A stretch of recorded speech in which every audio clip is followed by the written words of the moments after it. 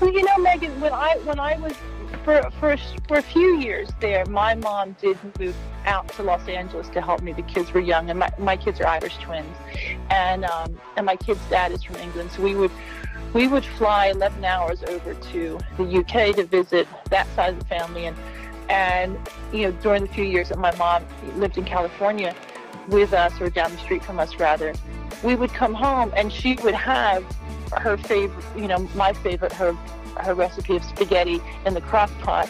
And if it was around Christmas or Easter, she would have helped decorate the house or keep everything fresh. So we would walk in to a holiday vibe, or you could smell home cooking. And after a long journey, it was really nice that my mom made sure that she did that for us on our way home. And I try to do that for my guests who come. It feels like home away from home. Yes. I try to make sure I get Century Donuts, Mm-hmm. and I get apple cider and things from Sunny Slope. I try to make sure that the house has something to offer. Well, one thing that one thing that I'm noticing about you, and I want to talk to you about it, is you have really done a good job, and I sense that it's really important to you to support other local businesses. I mean, you just mentioned McDermott's, you mentioned Century Bakery, but for example, when you hosted the Bridgeton Rotary Lunch last week, you had it catered by Blackbird Local, which is owned and operated by Kate Larson. Kate, I interviewed her last year for an episode of the Bridgeton Beacon. Kate also then used tea from Greenwich Tea Burners Tea, LLC, which is owned and operated by Michelle and Richard DeMarco out in Greenwich. And so I think that it's really neat, and it's worthy of, just a couple minutes of discussion to talk about the importance of collaboration among locally owned and operated businesses. So what do you think about that? I think it's great, and I am so happy that I'm able to collaborate with local businesses for layers of reasons. My last few years out in Los Angeles and California, as you can imagine, we had already started to pull back in the around the 2010, 2012. The area had already started to pull in with organic wines, sustainable living, and farm to fork had become very trendy and very popular. And we had already started to think, well, why don't we just use the avocados we have here instead of shipping them from across the country? And, and so that there was already sort of a trend and a push to be more mindful of your carbon footprint, which I think is, you could take that to the nth degree, and that's somewhat impossible, but it does plant a seed to let you think as, we should do what we can. Sure. And so we moved home. I thought, well, out here on our end of the county, we do have a lot of small business places and owners who are doing and making amazing things. And I personally think that we can compete with the restaurants, the quality of food, caterers, wine, from Cape May Courthouse. I really believe that. And so it makes me feel good to have us all work together. Yeah, it's what makes the world go round, right? Absolutely. This end of the county has things that people don't even realize. And I think there's some really good things happening. Like there's I think it's called the Twin Bridges Wine Trail. And so there's a lot of local wineries around here, and distilleries that have great things to offer. And Kate's food is to die for. It's unbelievable. I mean, it really is. I am blown away by what she does. And again, just giving a shout out to Kate Larson of Blackbird Local. But I mean, it is just wonderful. It's something that you would think that you would get in, New York or California. But like you said, people are coming in from out of the area that maybe never visited the Bridgeton area, and it's so wonderful that you're able to give them, a taste of South Jersey, and it should be, these businesses, I think, should be promoted more, which is in And a that's large what part why I started the Bridgeton Beacon, is to try to get the word out on a lot of these different local businesses. Absolutely. And if there's a silver lining around, the global pandemic and the quarantine that we all had to go under, I did start to have people come to just, groups of friends coming to just get away from Philadelphia or get away from New York, during time. And to be able to give them Kate's card, to be able to give them Century Donuts, to be able to give them a pamphlet on the local wineries, and fast forward 18 months, now Auburn Road Winery out on the way to Cowtown, they have brick oven pizza, they have live music, they have tons of different wines. And one thing that happened with them during quarantine, they took, just to keep the social distancing, they took little fire pits out inside the vines and created little private areas for you to come, so they would still be allowed to stay open and keep under their, the quotas that we had, to the maximum number of people near each other. I forget now, but she put these little fire pits scattered out throughout the vines so that so people could come and be with just who they came with. Right. And she's kept that. And it's amazing, and it's fun. Yeah, it's fun. And I mean, if you think about it geographically, and I've had this conversation with you and a number of other people that I've interviewed on this podcast, Bridgeton is really centrally located.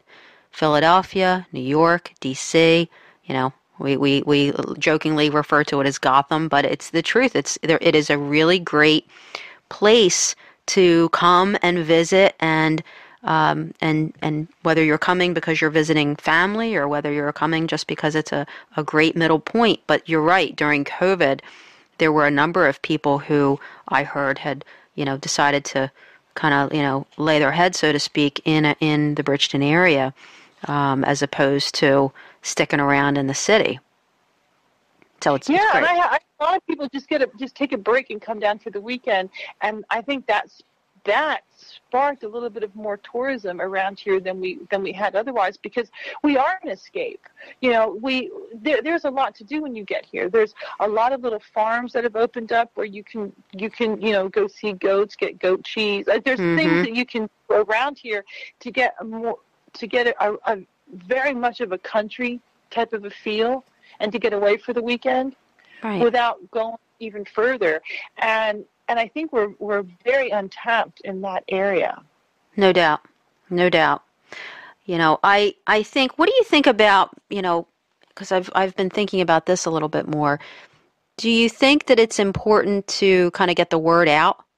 Because I've been thinking about, and you heard it here first, but I've been really kind of mulling over how to possibly expand the Bridgeton Beacon so that we can get the word out on the businesses that you've discussed and talked about, and for the reasons that you've described. I mean, you see it. You have 2 properties where that you are hosting families coming in from out of the area. Do you think that would be an important thing to try to do? Because I mean, I'm trying to figure out, and I've had this conversation with a lot of people. Bridgeton Evening News is no more. WSNJ is no more. And I talked to John Fuqua the other day about all the great things that he and his nonprofit Life Worth Living have been doing. And you and I are both part of Rotary and Chamber of Commerce, and I just feel like personally, I feel like there needs to be kind of a clearinghouse for information about all the great things that are going on in our area. And I don't know how to go about doing that other than just keep talking to people. Absolutely. I think you and I had brainstormed a little bit before, and I think what would work. I don't know. I don't have the time to invest in and make it happen. But I think if something popped up, I would definitely support it. There are a lot of places like coffee shops and little sandwich shops that have remote workspaces, all you need to do is put a few extra outlets in with USB charger areas. And I mean, we have a lot of people who are doing school, college, high school from home. We have a lot of people who are working remotely, hybrid jobs now that are only 3 days in the office, 2 days out.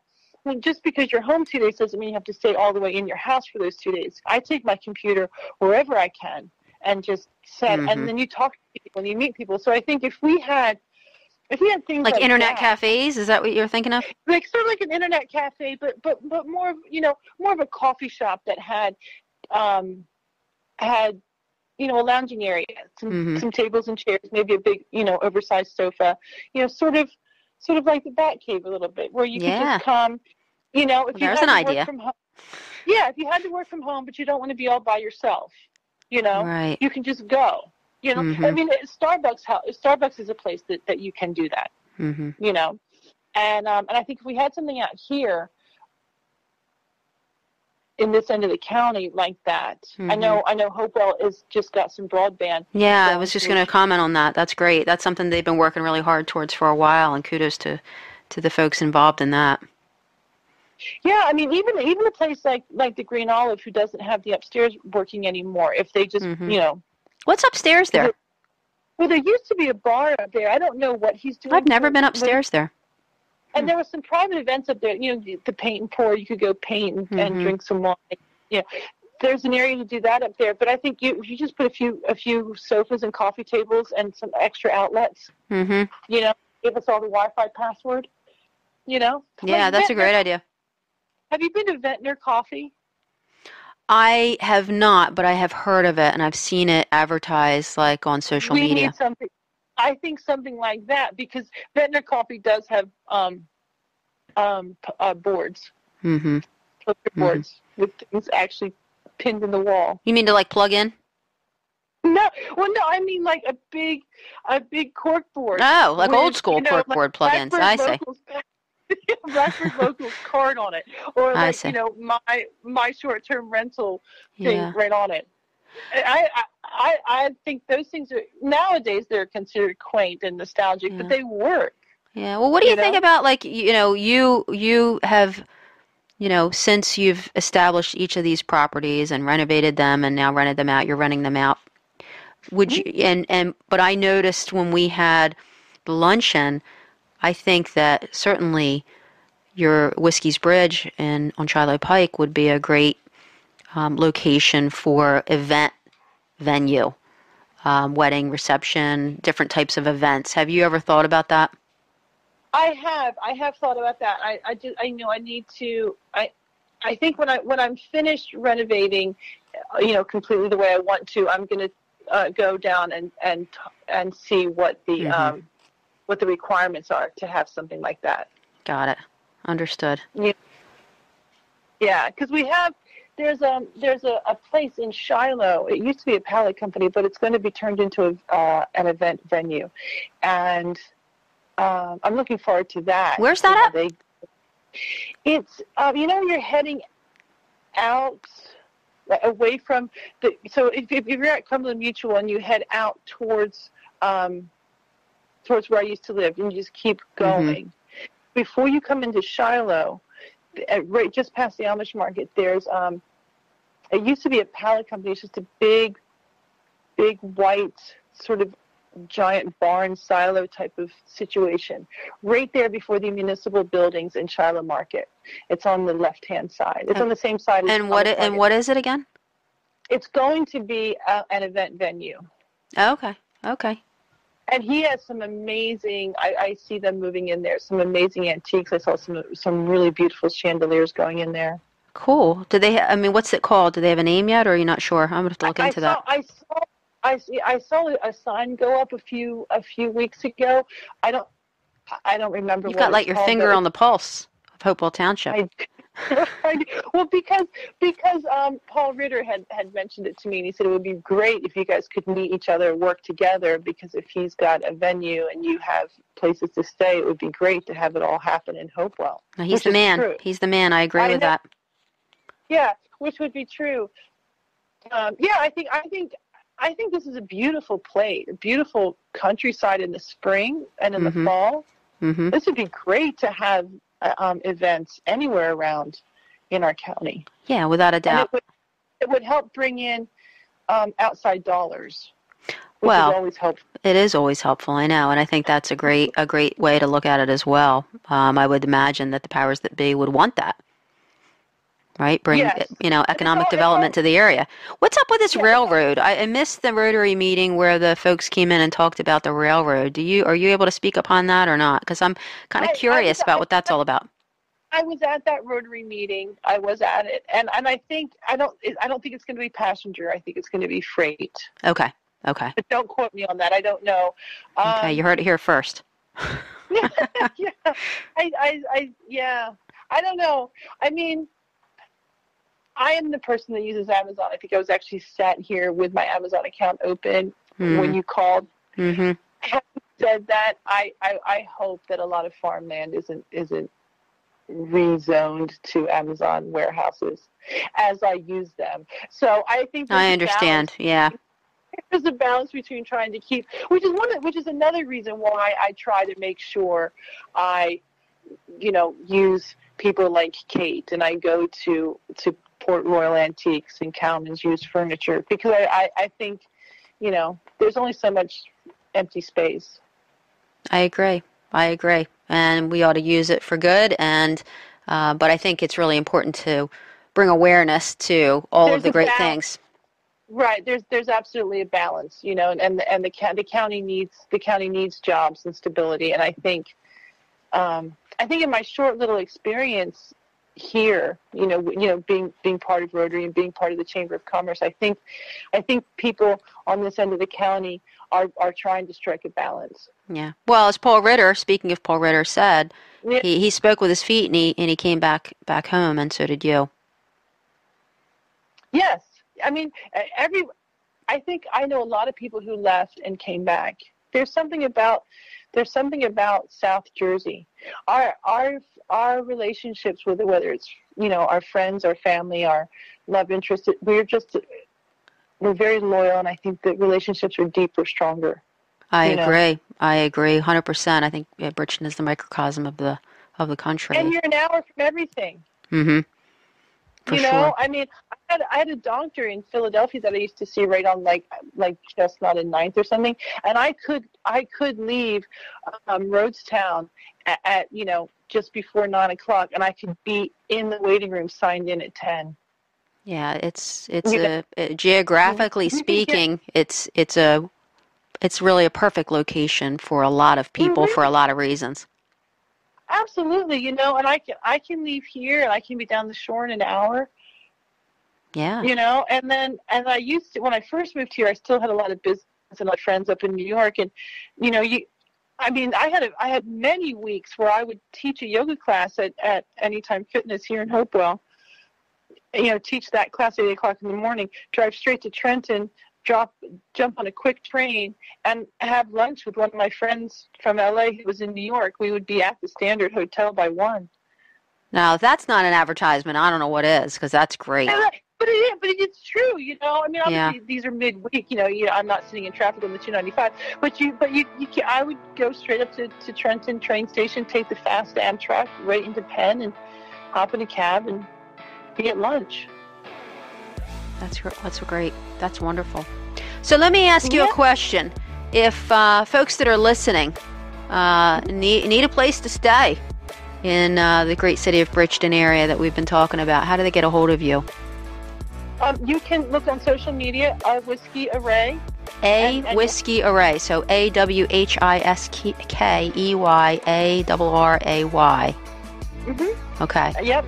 You'll find me there, and you can direct message me on Instagram or Facebook. You can give me a call, 310-694-1941. Excellent. And whiskiescorner@gmail.com? Yes, that's me. All right. Great.